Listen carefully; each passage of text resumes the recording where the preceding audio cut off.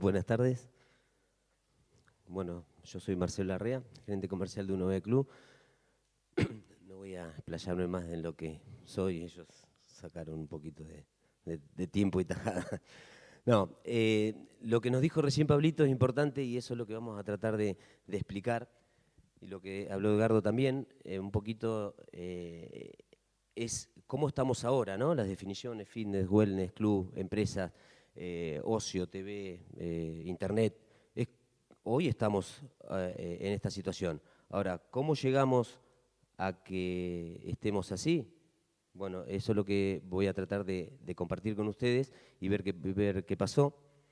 Hace un montón de años no existía internet y hablar de ocio era hablar de uno que se rascaba, ¿no? ¿Sí? ¿Puede ser?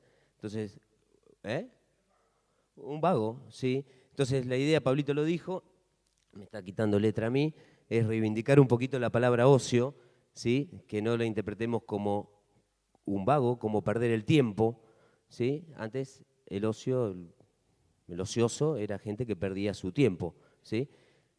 Yo les quiero contar, un día íbamos manejando con Víctor Susca, creo que todos lo conocen, ¿sí? El que no lo conoce es un atleta, uno de los mejores atletas que dio Bahía Blanca, de White, ¿no?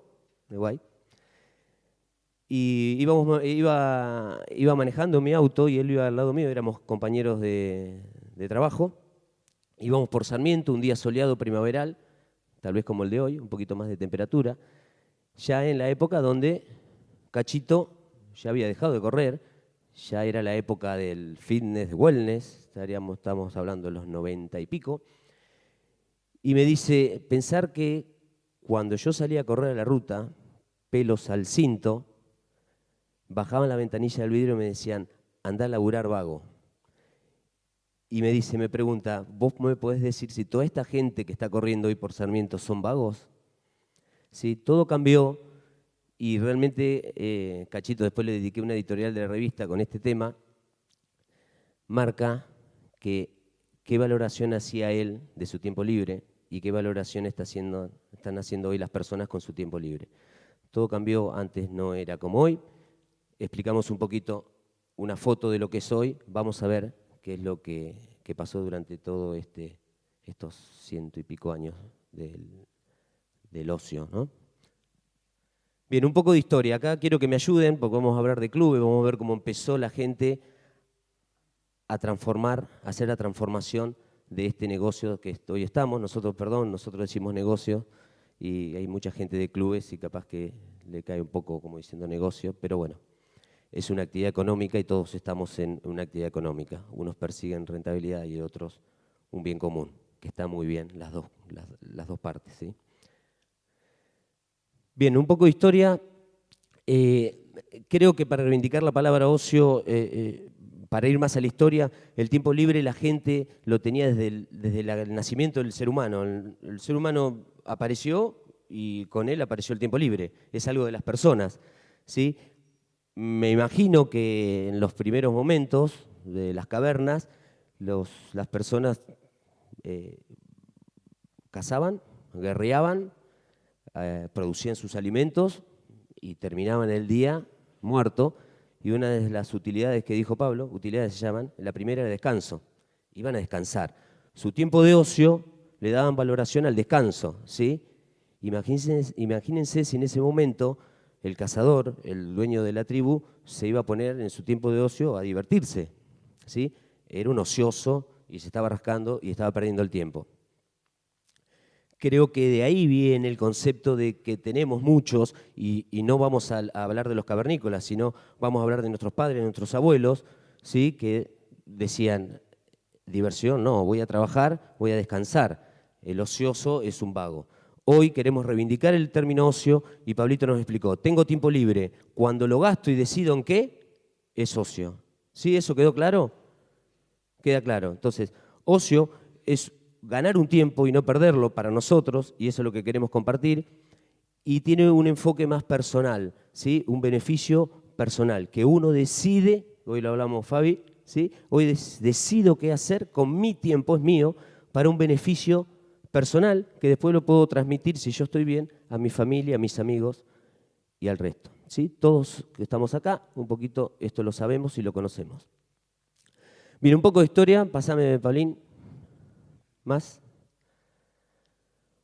Bueno, ¿cómo? ¿No? Nacimiento de los... Sí, a ver, dale. Nacimiento de los clubes en Argentina. Bueno, estuve leyendo un poquito, investigando, y parece ser que en el fines del siglo XIX la sociedad argentina se dividía en grandes sectores y tenía una fuerte influencia británica, ¿sí? Por el ferrocarril, la entrada de capitales, éramos exportadores de alimentos, de granos, ¿sí? Lo seguimos siendo, pero hoy había empresas, había fábricas. Y teníamos un sector que era la oligarquía porteña, que tenía mucha influencia británica, convivían, y ellos, ¿qué hacían en su tiempo libre? Su tiempo libre lo gastaban en ocio, en juntarse, en jugar al cricket, charlaban de política, charlaban de dinero, las mujeres jugaban a la canasta, podemos decir que jugaban a la canasta, pero se juntaban. No había en su momento, fin del siglo XIX, la personería de entidad civil.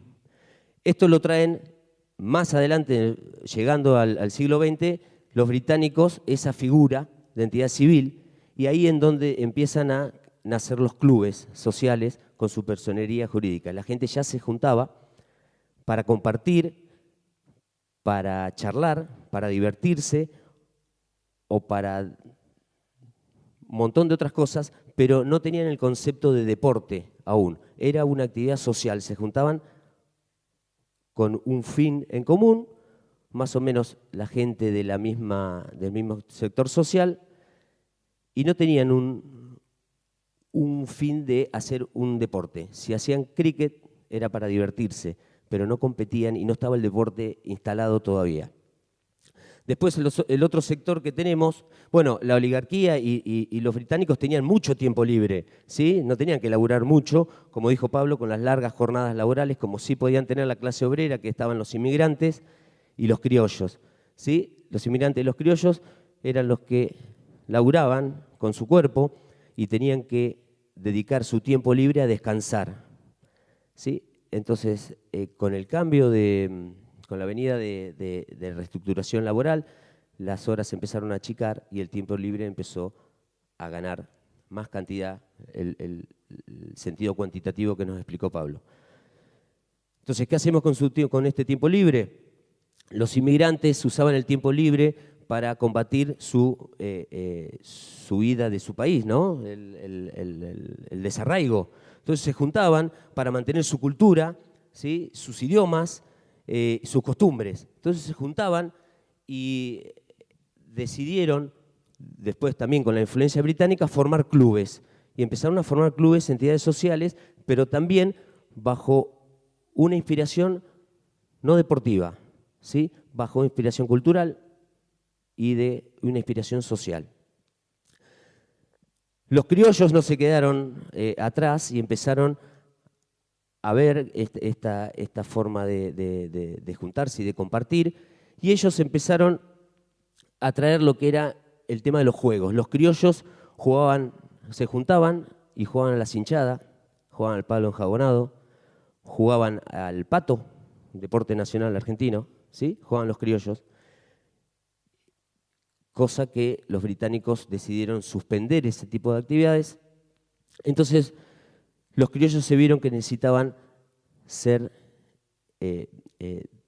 meter una impronta de ellos, la parte nacional. Entonces, empezaron a refugiarse en el fútbol, y ellos eran agresivos, eran fuertes, y tenían que competir de alguna manera, tenían que enfrentarse, había una competencia entre estos sectores sociales, había resquemores, entonces canalizaron por el fútbol una competencia y un acercamiento de competitividad y donde podían enfrentarse de alguna manera.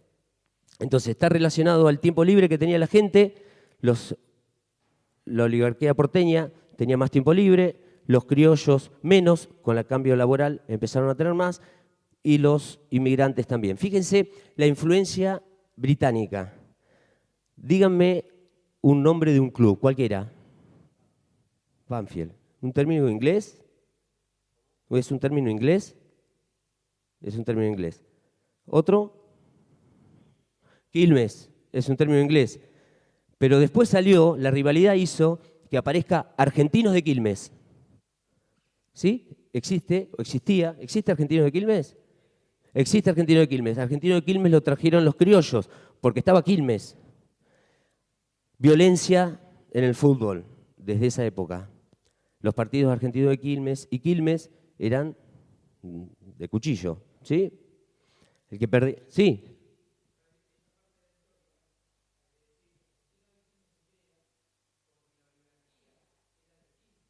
¿Sí? Sí, señor. Sí, señor. Bien. Sigo igual. Bien, fíjese. Bien, incluso los criollos ponían nombre inglés, la palabra juniors, Boca Juniors, ¿sí? Argentinos, ¿sí? Identidad nacional, argentino, juniors, pum, los ingleses estaban siempre metidos, hasta en nuestros nombres, hasta el día de hoy sigue habiendo. ¿Cómo? Newell's Old Boys de Rosario. Rosario Central un club inglés, tenía nombre inglés, después lo cambiaron, porque bueno, obviamente los ingleses desaparecieron y los criollos cambiaron el nombre y hoy se llama Rosario Central, también como dijo el señor, de la cercanía del ferrocarril. Todos los clubes se desarrollaron bajo los pueblos que estaban cerca del ferrocarril. Esto pasaba en las ciudades grandes, en Rosario, en Buenos Aires. En Bahía es muy difícil encontrar clubes con nombres hay, ¿sí? Esportiva. Pacífico tenía un nombre inglés, bien. Se cambió. Sporting, ¿sí? Pero bueno, tenemos los barriales, ¿sí? No quiero empezar a nombrar clubes de acá porque uno me va a decir, ya me nombraron Sporting, voy a nombrar Villamitre, nombro Olimpo. Pero bueno, la influencia británica era muy fuerte y así todo, el deporte popular argentino es el fútbol, creación de los ingleses, ¿sí? Bien. Queda claro un poquito cómo eran los sectores sociales y está relacionado al tiempo que tenían de ocio, ¿sí? Tiempo libre que lo transformaban y elegían participar en un club. Se crea, y lo dijo Edgardo, todo esto por una movida social, no se crea por una movida deportiva, sí de juegos y de recreación. Deportiva hasta ese momento no era, hasta que los criollos empezaron a plantear el fútbol. Dale, Paulín. Bueno, pasá. Dale. No para adelante, ¿eh? Bueno, un poco de historia. Vamos con la definición de wellness. Dale. Bien, siglo XX, principio del siglo XX. Bueno, ¿cómo evolucionó todo esto? Empezó la competencia deportiva en el fútbol. Con el fútbol se empezaron empezar a haber rivalidad y empezaron a haber nuevos actores que tenían tiempo libre. Estaban los jugadores que tenían tiempo libre, iban a entrenar y jugaban. No había profesionalización, o sea, tenían que laburar y después ir a jugar a la pelota. Después empezaron a ver las hinchadas, los que seguían a los jugadores, ¿sí? Esa gente tenía tiempo libre y la destinaba y gastaba en el ocio de espectador, ¿sí? Espectador. También estaban los dirigentes de los clubes, ¿sí? Los clubes, entidades de primer grado, empezaron a formarse las entidades de segundo grado, las federaciones, dirigentes, otros actores. Actores les llamo a personas que intervienen en esta movida de lo que es el tiempo libre y el deporte, ¿sí? Dirigentes. Entonces, jugadores, hinchas, aficionados, dirigentes. Se empieza a profesionalizar los deportes, el fútbol se empieza a profesionalizar, da ingreso a otros deportes como básquet, rugby y un montón de otros deportes que hace un montón de años que existen. Y la profesionalización hizo que los deportistas, una de las cosas que hizo que los deportistas necesiten un complemento, necesitaban rendir más dentro del campo de juego. Dejaron de trabajar y empezaron a jugar y empezaron a ser rentados, pero se les exigía. Entonces, el hecho de que se les exigía, tenían que empezar a complementarse, empezar a complementar su cuerpo. ¿Con qué? Con ir a un lugar. Empezaron a aparecer centros que no estaban bajo de ningún tipo de entidad jurídica. Eran centros, eran lugares donde un emprendedor, un profesor de educación física o un ex deportista decidió abrir un centro que lo llamaron gimnasios, donde iban los jugadores, los deportistas a hacer un complemento de pesas. ¿Sí? Complemento de pesas, todo el mundo lo ha escuchado, no estamos muy lejos de este concepto. Y empieza a crecer y a haber una movida paralela a los clubes, ¿sí? Que eran los gimnasios. A estos gimnasios después se les incorporan no solo los jugadores, sino empiezan los fisicoculturistas. Se dieron cuenta que levantando pesas, no, se dieron cuenta, no, han visto en otros lugares del mundo. Y también se dieron cuenta que levantando pesas el músculo empieza a desarrollar de una manera que gustaba y empieza la era del fisicoculturista, del fisicoculturismo. Más adelante, con la liberación femenina, ¿sí? Estamos hablando en los 70, donde las mujeres empiezan a trabajar, a tener su tiempo libre, no estaban para nada tenidas en cuenta en el fútbol, en el básquet, en la dirigencia de clubes, en la hinchada. Las mujeres no participaban absolutamente en nada en lo que participaba el hombre en el tiempo libre. El hombre le dedicaba el tiempo libre mucho a esto, las mujeres no estaban para nada. En los años 70, principios de los 80, lo nombró Edgardo, Jane Fonda, María Muchastegui, ¿sí? ¿La conocen? Pobre. ¿Conocen a María Muchastegui? No, porque nadie dijo, sí. Tuvo un desliz en una cámara. Bien, se incorporan las mujeres. ¿A dónde van las mujeres? Pregunta, ¿a dónde se imaginan ustedes con el aeróbics, ¿sí? De Jane Fonda y María Muchastegui? ¿Se acuerdan? El step. ¿A dónde van? ¿A dónde piensan ustedes que fueron las mujeres? ¿A qué lugar? Fueron a los gimnasios. No fueron a los clubes, fueron a los gimnasios, ¿sí? Los clubes estaban destinados solamente para actividades sociales, seguía la actividad social, para deportes, para los deportistas y para los hinchas y para los dirigentes. No había mujeres, no había ningún tipo de otro de actividad física, salvo el deporte competitivo. En su generalidad, estoy hablando, seguramente hay clubes que no, que tenían otro tipo de actividades. A ver, Paulín.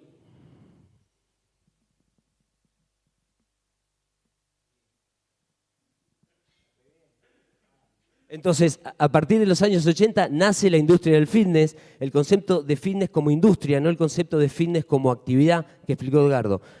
Se le puso el mismo nombre, la industria del fitness, ¿sí?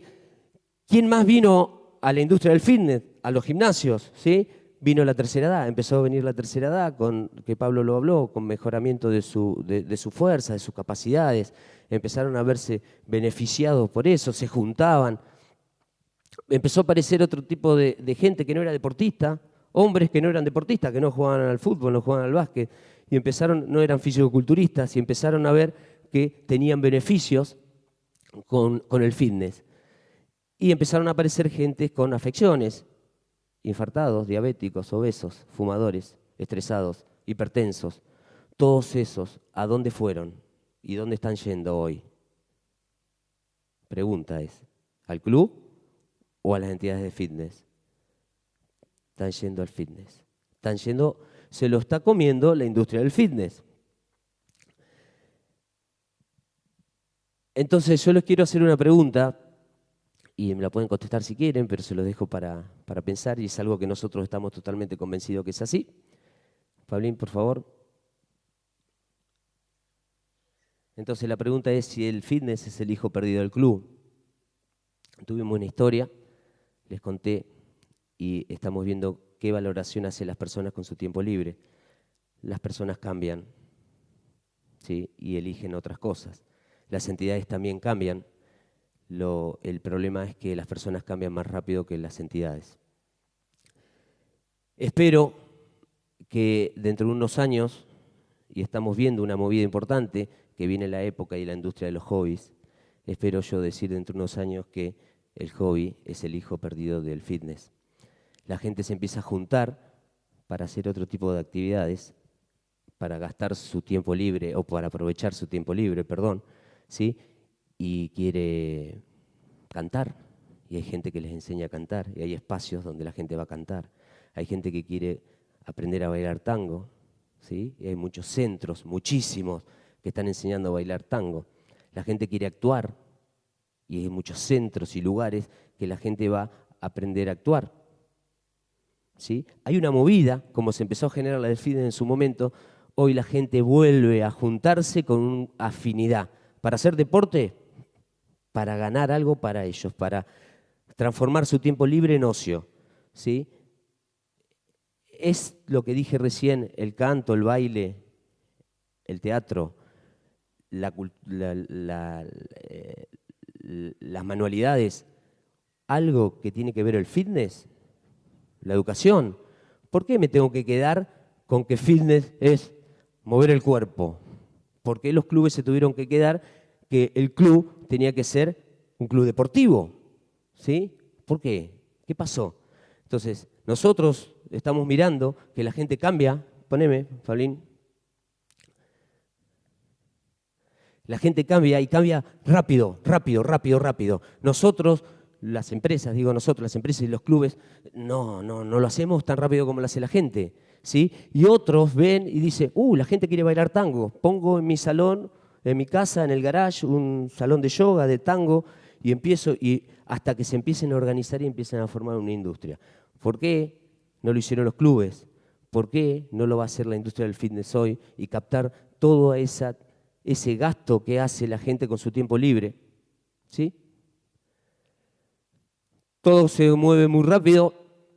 Desde el 2000 a 2003 se cambió todo tan rápido que en toda la historia de la humanidad. 13 años. Cambia, cambia, cambia, cambia. Cambiamos. Pasame la otra última pregunta y te voy a dejar, Pablito, de nuevo.